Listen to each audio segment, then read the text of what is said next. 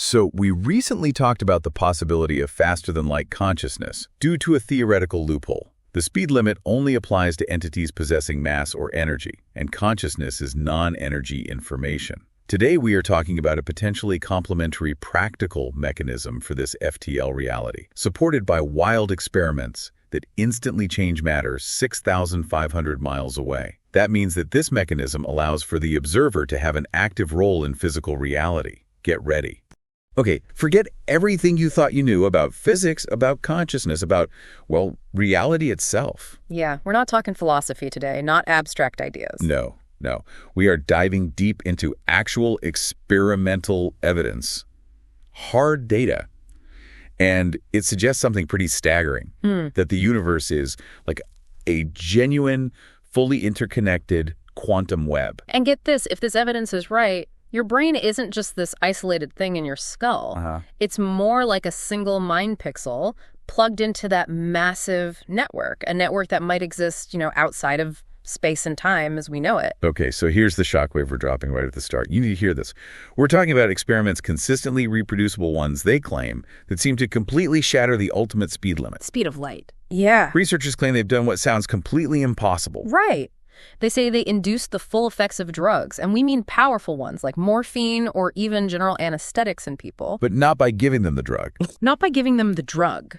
Not by injection. Not by inhaling. Nothing. They did it by entangling the person with a remote sample of the drug. So the person felt the effects, the drowsiness, the euphoria, whatever it was. The full effect, without ever touching the substance. That's instantaneous action at a distance, seemingly confirmed right there in the human body. That's wild. But it doesn't stop there, does it? This isn't just about minds. No, and this might be the ultimate proof, the thing that really forces you to reconsider everything.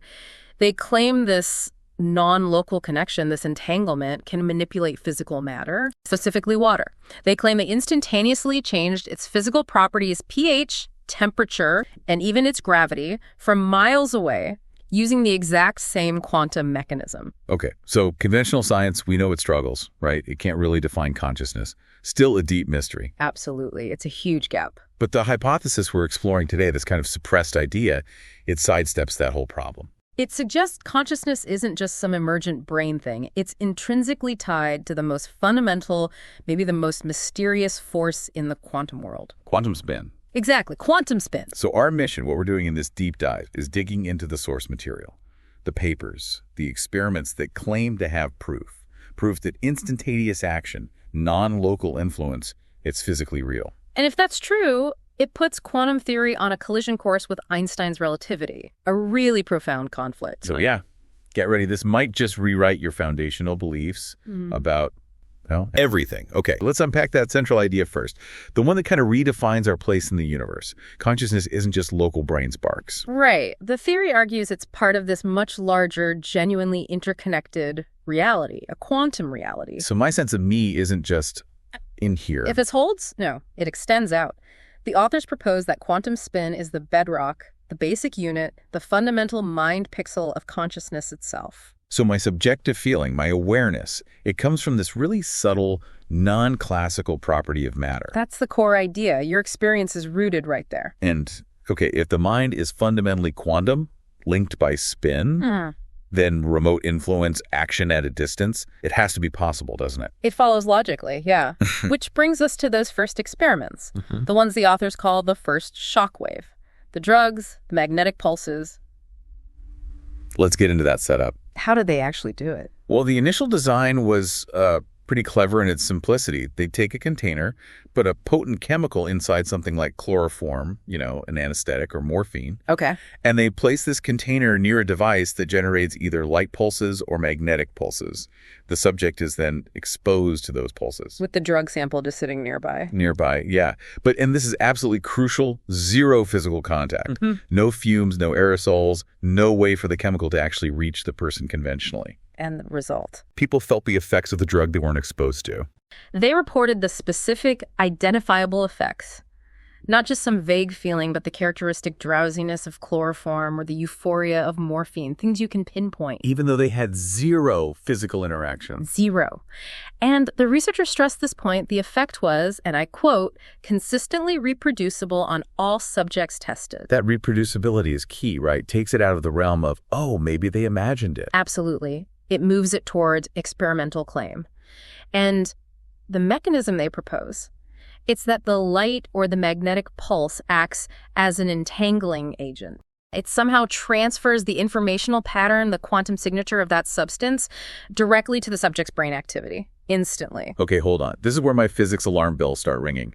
Standard quantum mechanics, Bell's theorem, and all that. It says entanglement correlations are instant, yes, but you can't use them to send actual information faster than light. That is the standard interpretation, and it's the critical objection you'd expect. But the authors of these studies argue against that.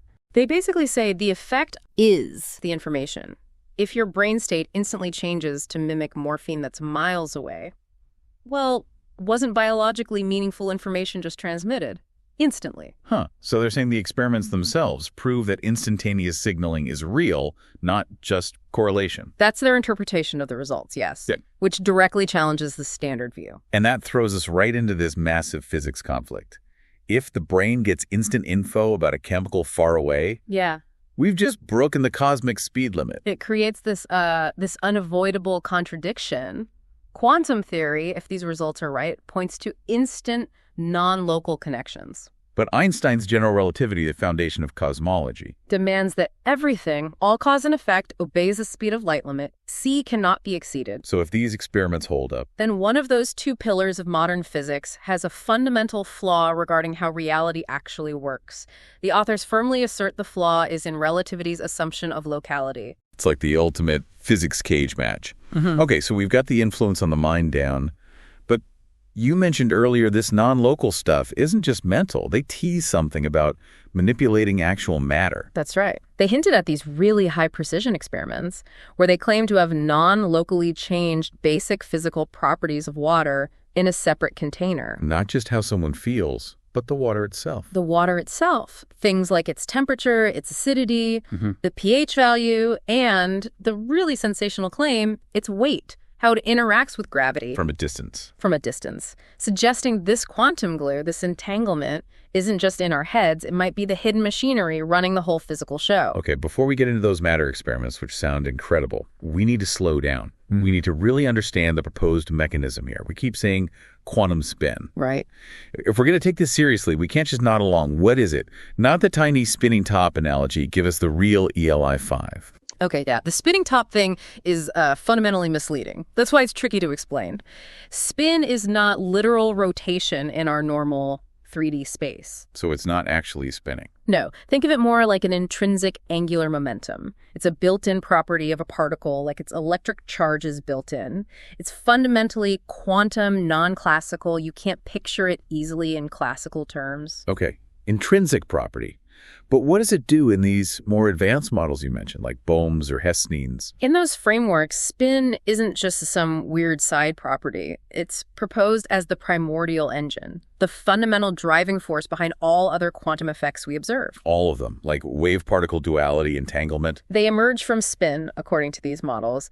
It's woven into the very mathematics that describes the structure of space-time itself. It's deeper, more fundamental than the classical world we perceive. It kind of generates it. Wow. Okay, so if spin is the engine, the source, where does this mind pixel idea come in? Where does this fundamental force actually connect with our physical brain? The authors pinpoint a very specific location. The neural membranes, the fatty layers surrounding our neurons, and the proteins embedded within them. Why the membranes? Because they are absolutely saturated with specific types of atomic nuclei that possess this quantum spin property. These are the nuclear spins. Which atoms are we talking about? Common ones. Hydrogen, the H nucleus, which is basically a proton. It's everywhere in the water and molecules in our body. Carbon, specifically the HIC isotope. And phosphorus, or AP, which is a key part of the phospholipid molecules that make up the membranes themselves. Okay, but why nuclear spins? Electrons have spin too, and their magnetic effect is way stronger, isn't it? It is much stronger, yeah, but that's actually a disadvantage here. Electron spins interact too strongly with everything around them. They lose their quantum state, their coherence, very quickly. So they're too fragile. Too fragile for complex processing. Nuclear spins, on the other hand, interact much more weakly. This means they can hold onto their quantum information for much longer. We're talking milliseconds, maybe even seconds in some cases.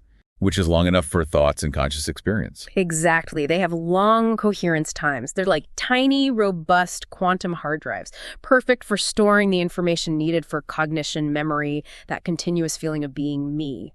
So the nuclear spins are the storage units, the pixels. Yeah. But how do they get turned on? How do they actually interact and share this quantum information? Good question. You need something to activate them, to mediate the entanglement. That's where the accessory agents come in. Accessory agents? Yeah. To get these nuclear spins talking, you need a strong, fluctuating magnetic field right there in the membrane. And that field is generated primarily by paramagnetic molecules, things that are naturally magnetic. Like what?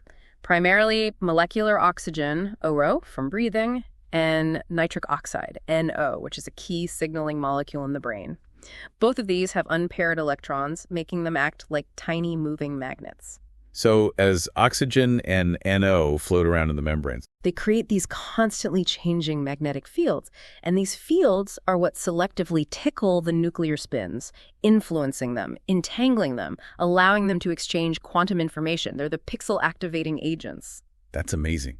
So just breathing, the process of cellular respiration using oxygen, is directly generating the magnetic fields needed to power our quantum consciousness. That's the link they draw, yes. It connects basic metabolism directly to quantum cognition. It's pretty elegant. Okay, so we have the pixels, nuclear spins, and the activators, O, Euro, and NO.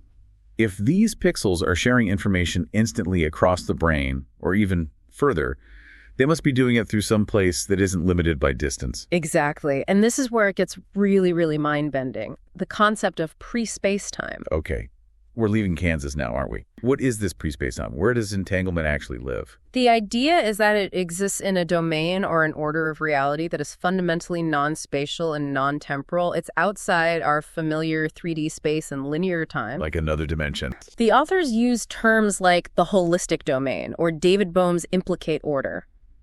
Think of it as an underlying reality where everything that has ever interacted remains fundamentally connected, instantly, regardless of how far apart they seem in our everyday world. So the speed of light is like the speed limit for things traveling within our space-time. Right. But the entanglement connection itself runs outside of space-time through this deeper holistic layer, bypassing distance and time. That's the core concept. This deeper domain is linked to every point in our space-time simultaneously. And the link is quantum entanglement. And entanglement in this view isn't just weird correlations. No, not at all. The sources define it very strongly. It's the genuine interconnectedness and inseparableness of things that were once linked. It's not just that they're similar, they are, in a sense, still one thing, just expressed in different locations in space-time. It's the literal quantum glue holding everything together. And that's how the brain achieves unity. Why my experience feels like one seamless whole, not just billions of separate neurons firing off. Precisely. Consciousness gets its unity, its binding, because all these mind pixels, these nuclear spins across the brain, are collectively instantly entangled through this quantum glue. The coherence isn't local, it's global, holistic, operating instantaneously via this deeper domain, something classical neuroscience really struggles to explain. Okay, we've got the proposed mechanism. Nuclear spins in membranes, activated by O and NO, connected instantly via entanglement in a pre-spacetime domain. Now let's circle back to the experiments that supposedly prove it. The anesthetic ones are so striking. They really are. They provide perhaps the clearest demonstration of this proposed mind-matter link in action. And there were essentially two stages to those remote influence tests. Right, you mentioned stage 1 earlier. That was the direct influence. Yes, stage 1 was influencing the subject's brain directly using light or magnetic pulses, with the drug sample just sitting nearby. That seemed to confirm a remote instantaneous influence on the brain's quantum state they felt the drug's effects. But stage 2, the water consumption test, that seems even more convincing somehow. It involves actually moving the information. Exactly. It adds another layer of verification. In stage 2, they took ordinary water and exposed it to the light or magnetic pulses, again with the sealed anesthetic sample nearby. So they charged the water, like imprinted the drug's quantum signature onto it. That's the idea. The water became entangled with the chemical's quantum information pattern via the pulses. And then the subject drank the water. Correct. And when they drank this treated water, they experienced the same pharmacological effects as if they'd taken the anesthetic or drug itself, or as in stage 1. Whoa. So the entanglement transferred meaningful biological information from the drug to the water. And then from the water to the nuclear spins in the person's brain when they drank it. That's the claim. It's a huge leap because it suggests you can store and physically transport this quantum information in a medium like water. It sounds a bit like homeopathy, but without any direct physical contact between the water and the medication, right? It certainly resonates with those ideas. Now, if this is truly non-local, the distance shouldn't matter one bit. Did they test that? That's the million-dollar question. How far did they push it? The distance tests are really the clincher against any conventional explanation involving local fields or subtle leaks. They reported successfully verifying the effect, either stage 1 or stage 2 type effects, over distances up to 50 miles in controlled local trials. 50 miles is already impressive. But then there was the extreme test. One highly rigorous experiment, they claim, involved manipulating the sample. Well, wait for it. 6,500 miles away. 6,500 miles. Like across continents. Across continents. Sending the quantum influence, they say, all the way to Beijing and detecting the effect. Okay, that's astronomical. If I'm here in, say, London, and my brain state instantly reflects a flask of morphine being pulsed in Beijing, distance is fundamentally irrelevant to this deeper quantum reality. That's the unavoidable conclusion if you accept their data. The brain effects, they argue, can only be explained by quantum entanglement connecting the drug's quantum entities, the waters, if used, and the brain's nuclear spins. It's non-local, it seems robust, and it's potentially verifiable. The implications, this opens up applications that sound like science fiction. This forbidden knowledge could be transformative. Absolutely. Think about it. Developing medical technologies to deliver the full therapeutic effects of drugs, maybe even recreational ones, without physical administration. No pills, no injections. Imagine eliminating complex drug manufacturing, reducing side effects from the body, processing the bulk chemical, revolutionizing medical logistics worldwide. It's a complete paradigm shift for pharmacology. And it doesn't just stop at medicine, does it? It provides a potential framework for things usually dismissed out of hand. Right. If biologically meaningful information can be transmitted non-locally via entanglement, well then concepts like homeopathy, maybe even phenomena like telepathy or remote viewing, they shift category. From paranormal to potentially natural quantum effects. Exactly. They might just be rare or subtle functions of this deeply interconnected quantum universe we're apparently living in. It forces science, or at least suggests science should, investigate these claims with high-precision tools, looking for quantum signatures, rather than just dismissing them outright. Okay, this is huge. We've covered quantum spin linking minds across the globe, delivering drug effects without the drugs. If you are finding this as mind-blowing as we are, if you want us to keep digging into these incredible, maybe suppressed scientific frontiers, please take a second right now, go on, like and subscribe. Yeah, it genuinely helps us keep these deep dives going. And if you want the full deep dive experience, all our research notes, links to sources, maybe even some extra discussion, you absolutely need to join our memberships. Check out the link below. We really appreciate that support because we need it. What we're diving into next, it might be the single biggest challenge to physics as we know it. We're moving beyond influencing the mind to manipulating the very fabric of matter, gravity itself. Stick around. Okay, so manipulating matter non-locally. This sounds even harder to believe than the remote drug effects. To make these claims credible, the experimental setup needed to be rock solid. Right, you can't just say the water temperature changed slightly. You had to prove it wasn't just a draft or something. What kind of controls did they use? Rigor was absolutely essential, and they seem to have understood that. These experiments were apparently conducted in very stable environments, often underground rooms, shielded to minimize vibrations, temperature fluctuations, stray electromagnetic fields, all the usual suspects that could mess up sensitive measurements. And the equipment? Top-notch, high-precision stuff. They mention using things like an O-house analytical balance. These things can measure weight changes down to tiny fractions of a milligram, like 0.1 milligram, and traceable digital thermometers measuring temperature changes down to thousandths of a degree Celsius, 0.0001 dCc. Okay, so sensitive gear in a stable environment. What did they actually do? They had 2 containers of water, entangled somehow. Essentially, yes. One source reservoir and one target, or measured reservoir, located some distance away, maybe 50 feet, maybe up to 500 feet in different experiments. They'd establish an entanglement link, presumably using similar methods as before, like magnetic pulses. Then they'd manipulate the source water. Oh. Dramatic stuff sometimes, adding acid or base to change its pH or rapidly freezing it, sometimes using liquid nitrogen or heating it.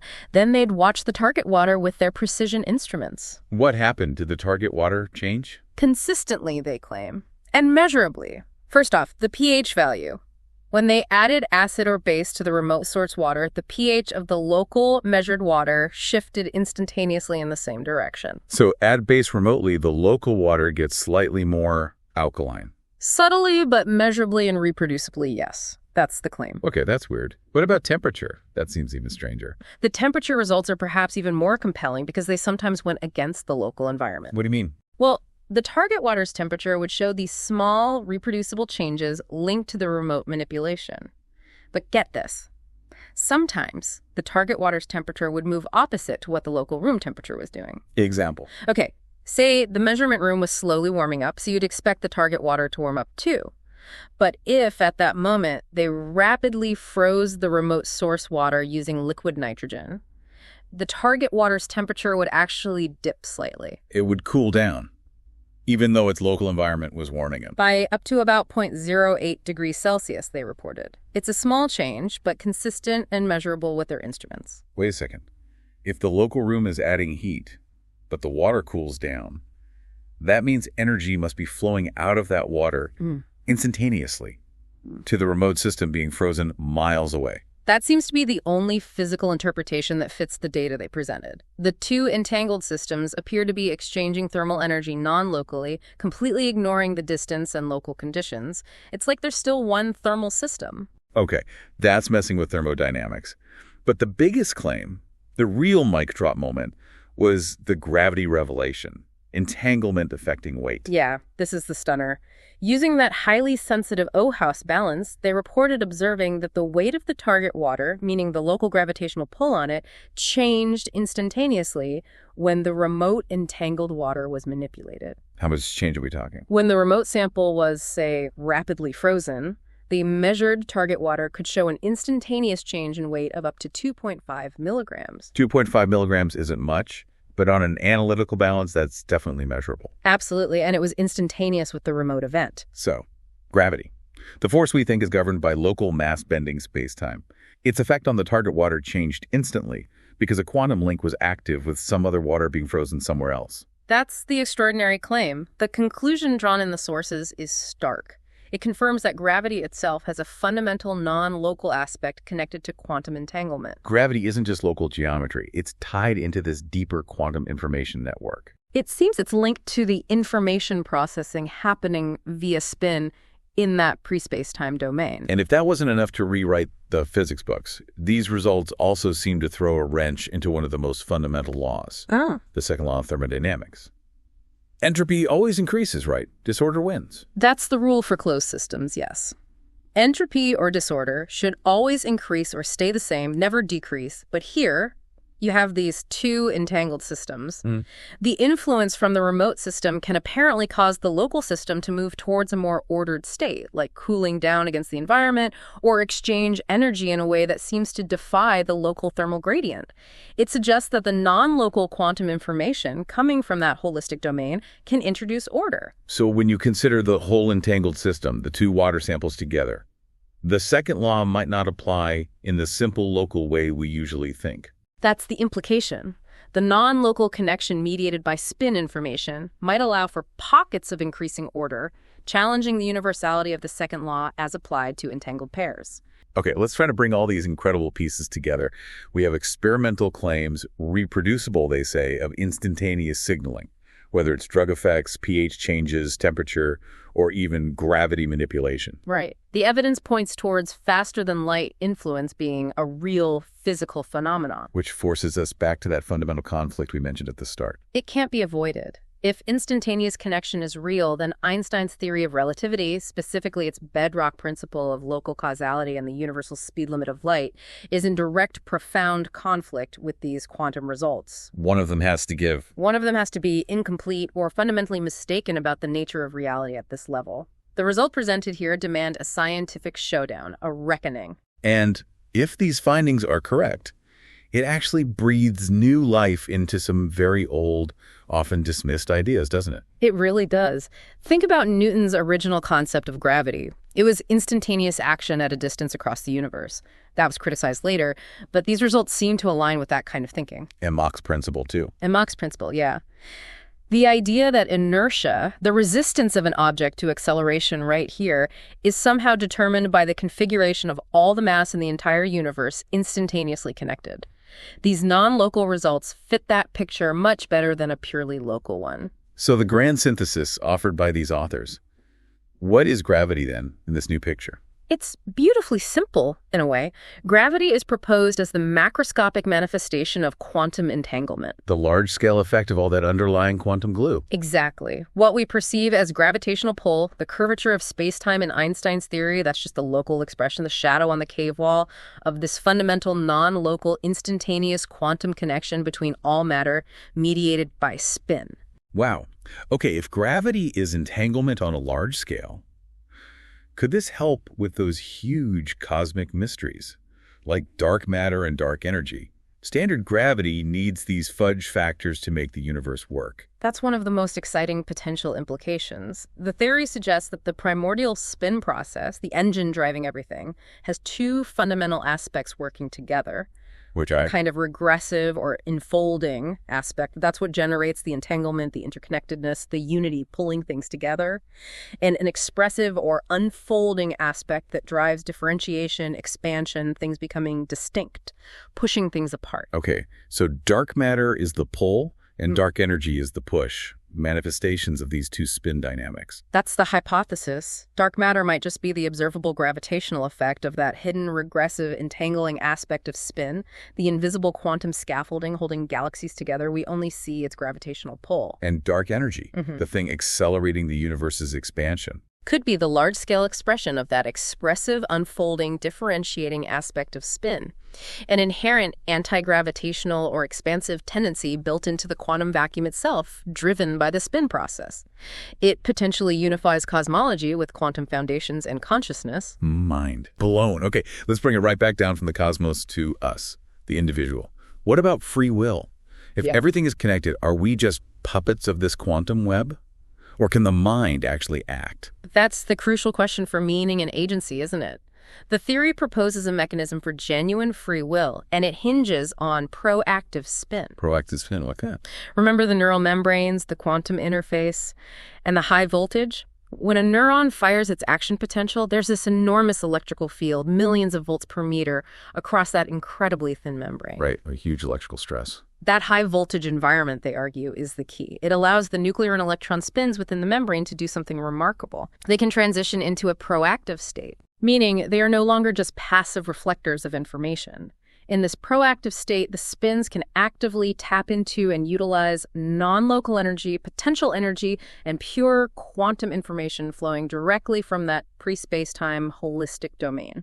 So the mind, through these proactive spins, is literally channeling energy and information from outside space-time to influence the physical brain. That's a proposed mechanism of free will, yes. The mind uses this non-local input to guide highly sensitive chemical processes in the brain, especially reactions involving free radicals, which are known to be influenced by magnetic fields and spin states, spin chemistry. So it's nudging the brain's chemistry using non-local information. Exactly. It allows the mind's intention, which originates non-locally, to impose order and direction onto the physical brain processes, effectively steering the ship without violating energy conservation, because the energy comes from the non-local potential, and bypassing classical determinism. The brain isn't a closed system, it's open to this deeper reality. That is a powerful concept. And the potential applications, if we could harness this, proactive non-local spin, they're staggering. They really are science fiction territory, but based on these experimental claims, the authors outline three huge possibilities. First, obvious one,